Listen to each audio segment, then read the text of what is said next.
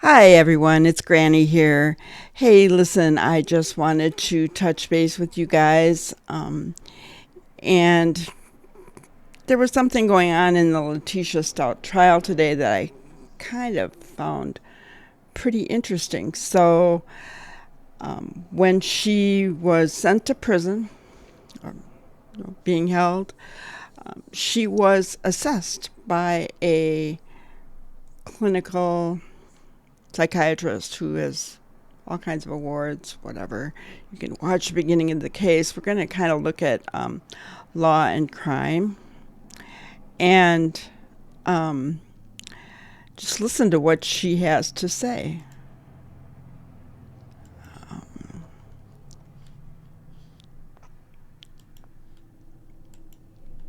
This case and this defendant, did you have an opportunity to do an assessment of a Leticia Stauch on March 5th of 2020? I did. And is it the same Leticia Stauch that's seated to my left, seated in between the two male attorneys at the table here? Yes. May the record reflect identification of Ms. Stauch? Record will so reflect. Okay. Earlier you alluded to that high-profile cases, first-degree murder charges, you might fit the role. Is that how you got involved in this case? Yes. So tell us about that. What was your, why did you meet with Leticia Stauch on March 5th, 2020? I met with her to conduct her mental health initial assessment. Again, assess for suicidality, homicidality, initial diagnostic assessment, see what referrals might be needed, specific to her given the nature of the alleged crime. Also, just checking in as a stepmother, making sure that she's safe, she's okay, and see how she was adjusting. To my knowledge, she does not have a criminal history. So again, like I said earlier, going to the jail for the first time, it can be somewhat traumatic. It can be scary. People don't really know what to expect. It's a totally different environment. So again, just making sure that my intent was to assess her to ensure her safety and stability while under our care. And what was her demeanor like when you first met her? She was, from my recollection, generally very calm, polite. She reported kind of some general symptoms, but we had a very lucid, fluid conversation where there weren't any significant concerns raised. I do recall she was not really in agreement with being on suicide watch, but again, just due to the nature of her alleged crime, as well as being somebody in jail for the first time, I had placed her on suicide watch just as a safety precaution. And have you done that with many inmates who are charged with first-degree murder just Yes. as a precaution? Mm-hmm. As you're talking to her for the first time, did you notice any obvious signs of any mental illness that she may have had at that point? She not anything overt.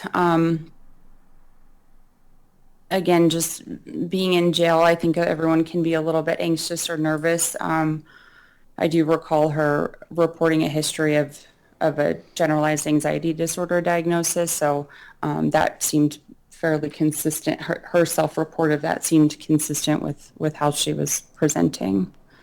And as part of your role at the jail there is to prescribe medication that the inmate might need if they do have a mental illness? My role is not to prescribe. I'm not licensed to prescribe medication, but what I do is put a referral in for somebody to see the psychiatrist if somebody comes in with prescribed medications that we can verify, then the nursing staff can call the doctor and get those medications started, or the doctor can meet with them and start the medication themselves. And do you know whether or not that was done with regards to Ms. Stauch?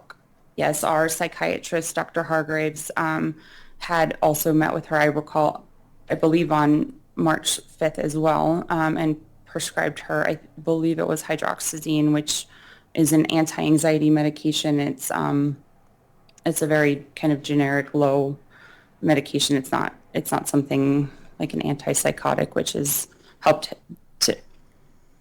to kind of prevent some symptoms. It just kind of helps calm down your anxiety a little bit.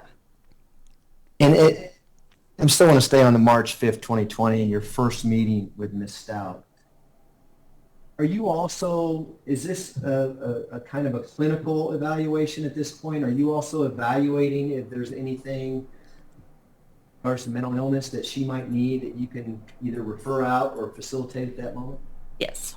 And as part of that evaluation, do you ask her if she has any mental illnesses? Yes. And how did she respond to that? She had reported having the prior diagnosis of generalized anxiety disorder. As you already alluded to? Did she mention any other potential disorders that she might have? Not that I recall. Did you see any signs of any mental illness other than what she was telling you about the generalized anxiety? No. And when I talk about signs, what does that mean to you? Signs or symptoms, typically when people have a mental illness, they will have, you can kind of see it. So let's say, for example, somebody could be responding to internal stimuli, and that might be consistent with more of a psychotic disorder. None of that was observed. So sometimes they might be looking around at the room or talking to themselves under their breath. They might seem very sullen or depressed or uncontrollable crying. They might be having more of a manic sort of mood episode. So they might be talking very rapidly. So just a lot of behavioral observations. So speech, affect, body presentation, things like that. We just look at all of that in order to determine a sign or symptom. And why is the term psychosis kind of what you're describing, where they're looking around and acting like someone's there who's not there, or hearing voices that you can't hear, that only they can hear, that kind of thing? Yes. Why are you looking for that, or why is that relevant in your evaluation, and particularly with Ms. Stauch when you first met her on March 5th? That's going to play in how we're going to treat her. So somebody who might be psychotic, so to speak, we might need to, again, just to put them in a potentially restrictive housing. If their behavior is very erratic, we might need to bump up a psychiatric referral, monitor medication compliance if they're prescribed medication, just to ensure that stability. So looking for that, it's just important to see how we will manage them in a jail setting, what sort of unit or housing location is best for them.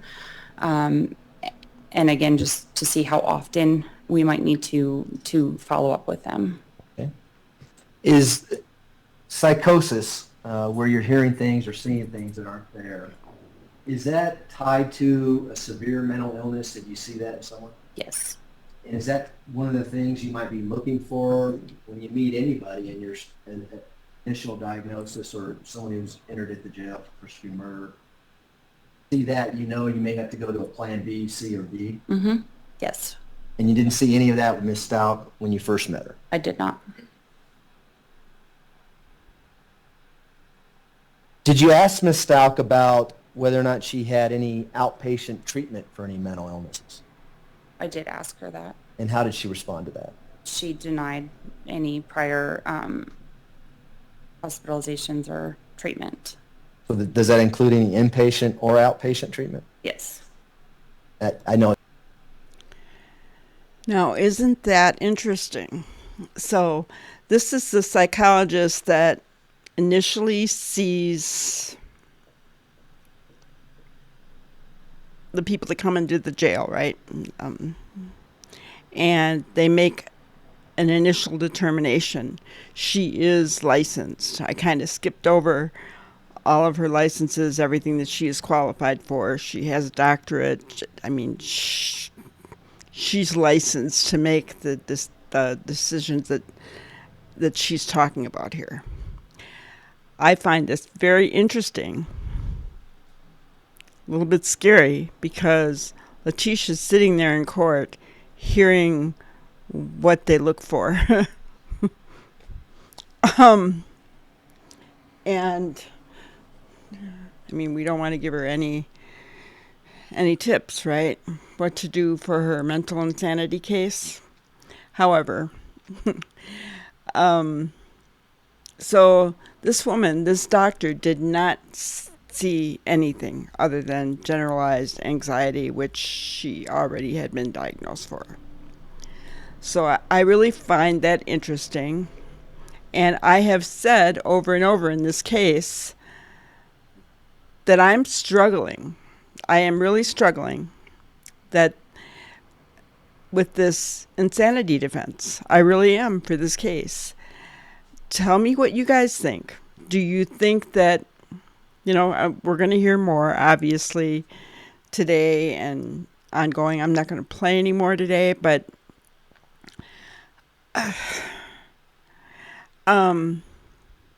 what do you guys think? Do you think that she had a psychotic break when she unalived Gannon, her stepson?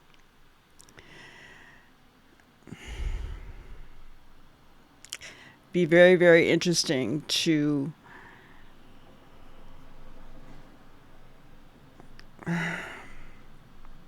see more of